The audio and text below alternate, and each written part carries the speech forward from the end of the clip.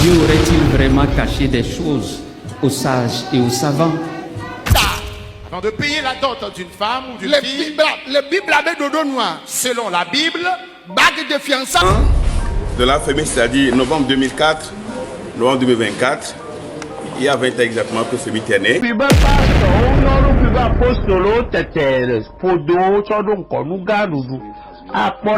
C'est louez-le. Louez Dieu. Donc vous Le top 5 des leaders religieux les plus influents au Togo. Au Togo, la foi ne déplace pas seulement les montagnes, elle bâtit aussi des empires. Entre cathédrales historiques, médias puissants et camps de prière géants, qui sont ces hommes de Dieu qui dirigent les plus grandes puissances financières du pays. Voici le top 5 de ceux qui servent Dieu avec une influence hors du commun. Numéro 5, Monseigneur Nicodème Barriga Bénissant, l'Empire institutionnel. On commence par l'Église catholique. Ici on ne parle pas de compte en banque personnelle, mais de puissance foncière. Pourquoi il est là? En tant qu'archevêque de Lomé, il supervise un patrimoine immense, des centaines d'écoles, des hôpitaux, et surtout, des terrains d'une valeur inestimable à travers tout le pays. C'est l'institution religieuse la plus solide financièrement sur le long terme. Numéro 4. Apôtre Paul d'Oji Noumanvi, la cité de Kapové.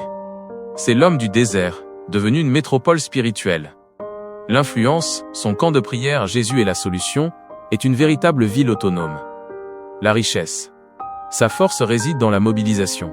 Chaque semaine, des milliers de fidèles venus de toute l'Afrique investissent dans le commerce, les dons et les infrastructures du camp. Son parc automobile et ses capacités logistiques pour organiser des rassemblements de masse sont phénoménaux. Numéro 3. Pasteur Komidra, le visionnaire des Amis du Christ. Il représente le succès des églises charismatiques modernes. Le style.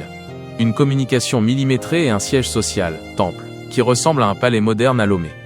Le patrimoine. Très présent dans les médias, son ministère investit massivement dans la technologie et l'audiovisuel, attirant une classe moyenne et aisée qui soutient activement ses projets d'envergure. Numéro 2. Révérend Mitre Djakouti, la force du nombre. L'ancien patron des Assemblées de Dieu du Togo.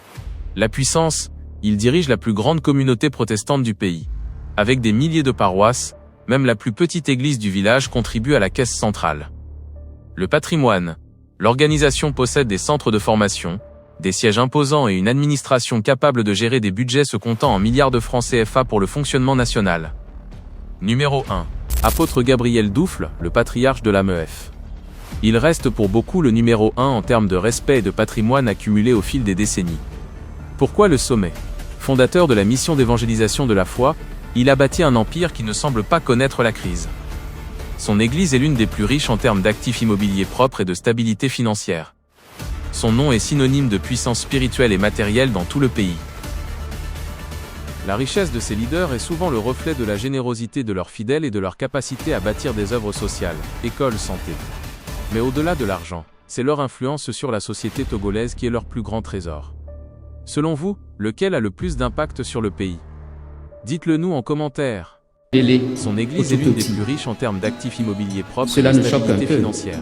Dieu aurait-il Son nom est vraiment synonyme de caché des puissance choses spirituelle et aux matérielle dans tout sages le pays. et aux savants et qu'il aurait révélé seulement aux tout La richesse petits? de ces leaders est souvent le Ce reflet serait de une la injustice de générosité sa leurs part. fidèles et de leur capacité à D'ailleurs, bâtir des œuvres sociales, écoles, santé. Un Mais auteur au-delà de humoriste l'argent, c'est leur italien influence sur la société qui se togolaise qui est leur proclamait plus grand trésor. athée Selon vous, a lequel dit a le ceci: plus d'impact sur le pays? je ne crois pas en Dieu. Dites-le nous en commentaire. Je pense qu'en la fin de ma vie, tout sera terminé. Mais si d'aventure, je me rends compte qu'il existe un Dieu et un ciel, quand j'arriverai devant le trône de Dieu, ce n'est pas lui qui me jugera, c'est moi qui le jugerai. Et je lui reprocherai de ne m'avoir pas donné la foi. Vous entendez? C'est presque un blasphème. Il dit, bon, c'est pas Dieu qui me jugera, c'est moi qui le jugerai, parce qu'il ne m'a pas donné la foi. Lorsque nous entendons Jésus dans la déclaration de ce matin, n'avons-nous pas un peu l'impression que la foi a été donnée à certains et qu'elle n'a pas été donnée à d'autres? Soyons sincères, ne l'avez-vous pas pensé? Et pourtant, Dieu ne peut pas être si injuste de réclamer aux hommes ce qu'il ne leur a pas donné.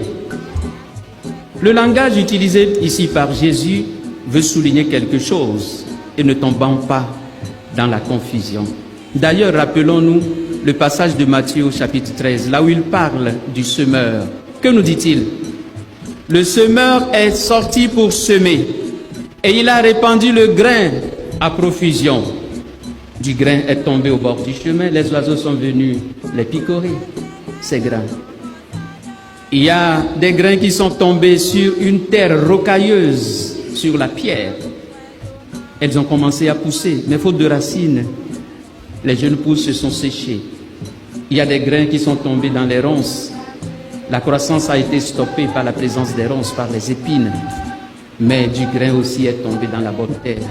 Et elle a porté des fruits